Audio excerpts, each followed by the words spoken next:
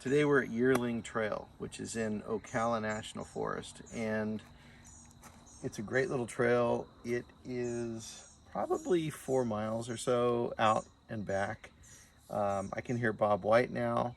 There are a lot of scrub jays, there's bear, bobcat, all kinds of things. Whether or not we see any of that, I don't know, but it's a great trail, and we're going to show you a little bit more right now. The Yearling Trail, which is the setting of Marjorie Kinnan Rawlings' book, The Yearling. This is Calvin Long, who Marjorie Kinnan Rawlings stayed with, and was the ones who he told her so many stories about living out here, and she turned those into her novel. And this is the old road, and it's very nice, very wild, just beautiful out here. It used to be a compact shell road. It looks like now it's basically succumbed to the regrowth of this area. There's a lot of animals out here, but it's beautiful. It's about 52 degrees, and we're about May 16th, so it's almost perfect. We hope to be done by 11. Along the way, I just discovered something called Hercules Club, which is a neat little, somewhat becoming rare type of plant. Native Americans used to use it. I don't want to say they would get high with it, but it kind of numbs the mouth a little bit. It's a really neat little plant. It's got these little thorn, I guess, yeah. But it's a neat little plant, and these are disappearing because of habitat destruction. Hi, Karen. Forgot she was going to be in the picture when I did that. Karen's very particular about. Oh, come on, don't do that. About how beautiful she looks on these trails. So, all right, let me start it over. So the trail kind of meanders at the beginning. It's kind of tight, but it is well maintained. We're just gonna walk from the beginning of the trailhead out to the Florida Trail, and then turn around and come back. And hopefully we'll see some scrub jays. I'll take some photographs of those. I've heard Bob White, but not sure if we'll see those. There's some really historic places associated with the story of the yearling along this trail, and I always like to point those out too. There's actually a little cemetery that's part of this trail. So we've stopped here because only maybe 100 yards into the trail we've already heard scrub jays, which are, it's about 10,000 scrub jays left in Florida, and because of habitat loss they're becoming more infrequent in terms of seeing them, and their numbers are way down. Basically development in Florida is killing them.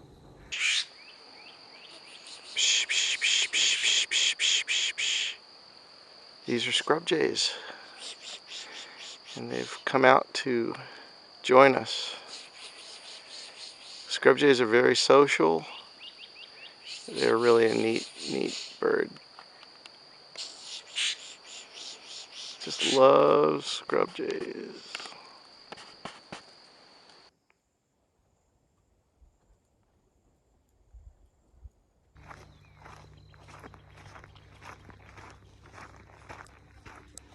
We've found some scat, and it's kind of Fresh. very fresh, and it's got a heck of amount of hair in it. I'm guessing maybe bobcat. We did see some tracks that might be bobcat. To say that state and federal agencies have not really been putting enough money into parks is an understatement, unless you like the hike naked sign. But as an aside, I wanted to stop here also and show you that this is good news if you like bears. These are wild blueberries, and as you can see, here's one right here. I'm not going to take it, I'll leave it for the bears, but they're coming in. They should be ripe soon. Every few feet You can tell the centipedes have crossed the road. So the trail actually leaves the scrub, and we begin a different portion of the trail that includes a pineland, which is very nice. And there's turkey, all kinds of things in here. It's a completely different type of environment. Along with the blueberries this time of year are these. These are the blossoms of fruit from the saw palmetto.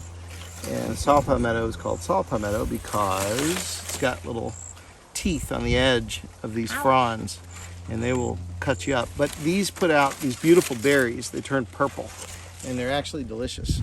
Bears love them like they love blueberries. And so probably in another few months, those will actually begin to ripen. And this should be really nice out here.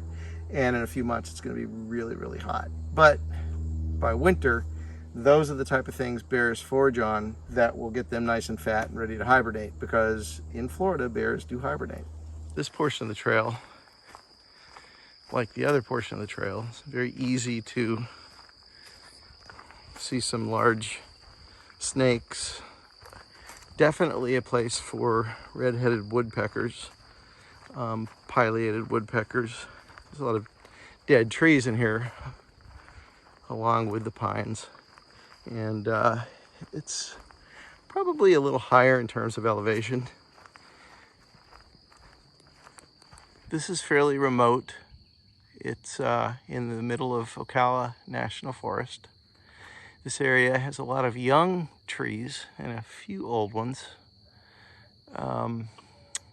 Like most places in the country east of the Mississippi especially, timber's been taken so much so that it's destroyed ecosystems. There's a lot of places that you really have to be careful in here because there's a lot of low hanging vegetation, and this is known for a heavy amount of ticks in here. It is that time of year, and if you come out here, you probably should spray. We're gonna have to go over everything really careful to make sure we don't have any ticks on us, which I'm sure we do. I just found this on Karen. You saved me. Yeah, I figured we'd look. Anyway. Oh, you lie. As you move along, you'll also see things like this, which is, this is a bay leaf. It's a same type of bay that you find in your kitchen in the herb rack. And along the trail, if you're quiet, you will notice a lot of rabbits and other types of objects that don't appear to be alive, but as you begin walking, you notice they're moving. In the background, you hear scrub jays going bananas. They're very social animals, and they're kind of like sentinels in the forest. If you hear a scrub jay and they're carrying on, there may be something else in their area that they're concerned about. Probably another human here, but it could be anything.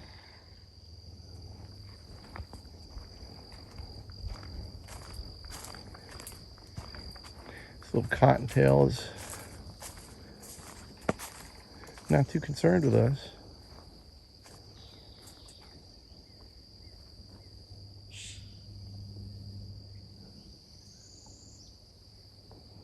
At all. I'm surprised he hasn't run. Or she. And went the other way. We were talking earlier about centipedes, and Karen found one. Why did the centipede cross the road?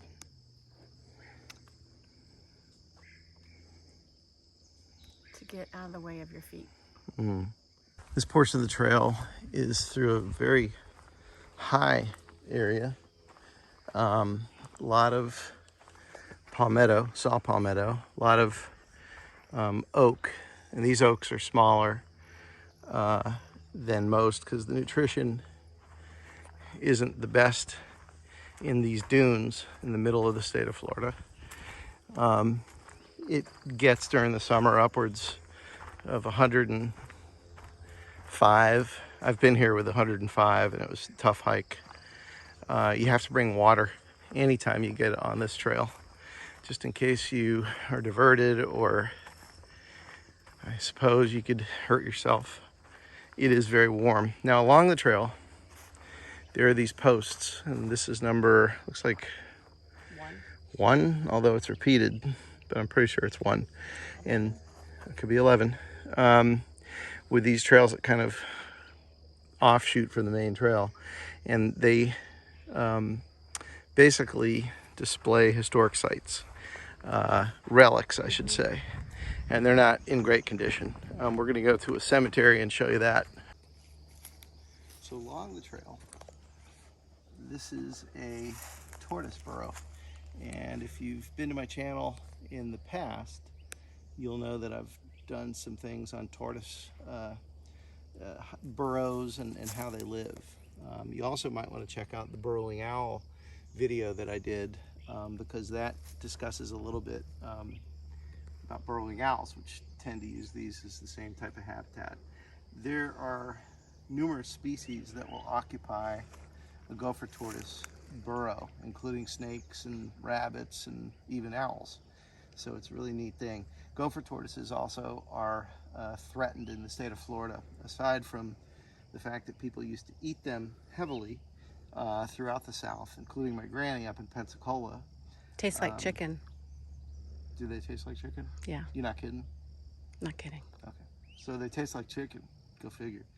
But they are here and they're neat. This one is probably out already, foraging for some vegetation, and it'll arrive back at the burrow and do whatever tortoises do in the burrow. The trail, it takes you through a variety of habitats. This one is a more mature pine forest. Again, it's all been logged. Everything has been logged. This growth, I'm guessing, is probably 75 years old. It's, of course, been hit by fire over the years, but these areas are great in terms of landscapes. This area in particular, you can find a lot of bobwhite, quail, whatever you want to call it. There are turkey. There's just a ton of different types of animals in here. We're seeing deer tracks right now. So along the trail there you have these posts. Here come some people. This is going to the sinkhole, and I think what might be the cemetery, so we're going to check that out. And along this trail on the way to the sinkhole, it just looks like an ordinary pine forest. The elevation is really, really high, and you can imagine if you were living here and this was rural and this was before there was a lot of cars and things on the road, and you were literally out here by yourself, a sinkhole might be a really neat place to get water and more like an oasis. We're coming up on the sinkhole now, and you can see the canopy is much more dense around the sinkhole, and this is a place that would basically contain water and different types of trees. It's a pretty deep pit. Have you not been here before? No. Oh, okay. And you can see it goes way I love it. down, way down. I don't know, maybe 100 feet. Sure.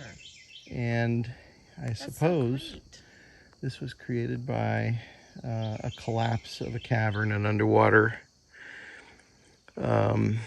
water reserve. Just collapsed and created this pit in the middle of the forest. It's really neat. Does it fill up in the summer? I've never seen it full. But no, not full. I mean, there may be water close to the surface. There may be some water down there. I've never actually gone down into it, and I'm not going to do it today. And there is prickly pear, which is a type of cactus. It's seen throughout the South, I believe all the way over to Texas and Mexico. And it does have an edible portion that's really, really delicious. That has seeds. Yeah, it's a fruit. This is edible if you put it in a fire and burn off the tiny little thorns that will really nag you if you get into it heavily. They're really terrible. I wouldn't do it unless you really were thirsty. On Survivor. Yeah, on Survivor and Naked, I suppose. A lot of the settlers here died, and they have their own cemetery here that has not been forgotten. Certainly would have been probably if this was allowed to be developed. There are developers out there who purposely don't share that they found places like this and will develop these areas. This is cemetery in the Pines, and some of the burials go back, I believe, into the 1800s. So at some point this was probably somewhat frequently visited by family. You can see it has not been forgotten. There's actually a fence around it to maintain its border. There aren't many grave sites here. It's been latched closed, so. And actually there's tools here where I guess people are maintaining it by hand. And some of these sites are fairly old. What was it? Here's 1832. Yep, the long Long L-O-N-G. Yeah. So as you can see. Oh my goodness, it tells you how they died. Here's one that says Harvey Rogers, son of Jim and Mary, died early 1900s, accidental death. Clothes caught fire while playing around fire. So it must have been a child. Yes. James Rogers, Uncle Jim, died of a heart attack in 1918. Heart attack. And this one died of forest fire. Forest fire? Early 1900s, yep. This is So Ella Rogers, daughter of Jim and Mary. So what's plainly apparent in this cemetery and the reasons for a lot of the deaths, no medical care. You hurt yourself, there's an accident, you're on your own. Once you leave the palmetto, you enter another area that's very hot. It doesn't have a lot of pines, and it's another type of scrub area. And this one I've always found to be the heat more intense, but the landscape is similar to parking a car at the beach and walking over the sand dune at the beach and seeing the ocean. Unfortunately, there is no ocean. This is the middle of Florida, and these dunes are thousands of years old. And that means if you don't bring water, you could be in trouble on this trail. Right before we get to the dune is this area of pine, and it's got a lot of wood that is dead. And the woodpeckers really love this area. Pileated, downy, red-bellied, and one of the favorites would be the red-headed woodpecker. And that's another species that has really dwindled because of the habitat loss. There. Where? What do you see?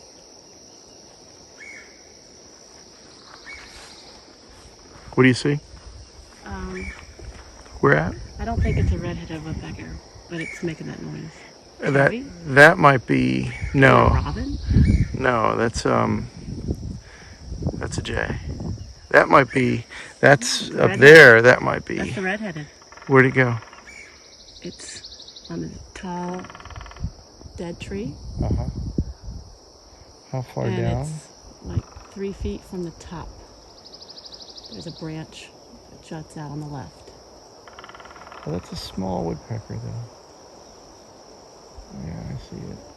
I think it's a redhead because it had white.